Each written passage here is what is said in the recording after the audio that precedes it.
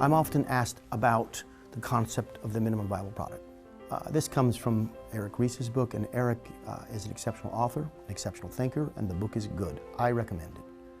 But I do want to make a slight adjustment to the word minimum viable product. I'm not suggesting to you that Eric doesn't already know this.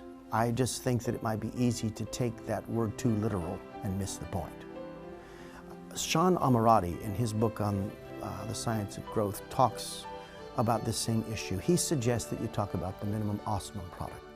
His point, and I think it's well taken, is that the first experience of the customer should be remarkable. In fact, an excellent first experience is essential to sort of viral impact in your launch. Now, I would suggest that if we think about these two men and their work, they're balancing each other well. But it leads to a more profound question, and that is, well, how do I get something into market fast that's sufficient?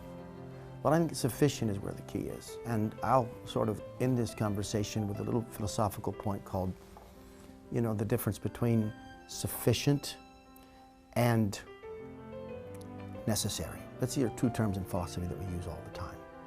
Some things can be necessary to an experience, but they're not sufficient in themselves. There's lots of examples of this, and it's true in argumentation, but it's also especially true in this case.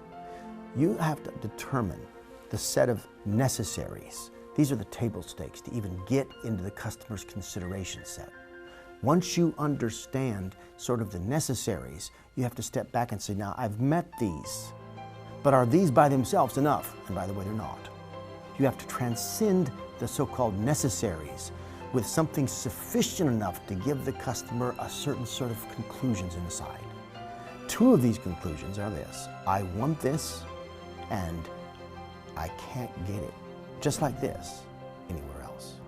Remember, the goal of the marketer is not to make claims. Your task isn't claim making. Your task is fostering conclusions. When you make a claim, the other side defends against it. But when you foster a conclusion, the other side owns it. It's theirs. They defend it. And so when you're developing your product, consider what must be necessary, and then ask yourself, what do I add to this so that it is sufficient enough to achieve those two conclusions? Once you've done that, you're ready for version A or your launch.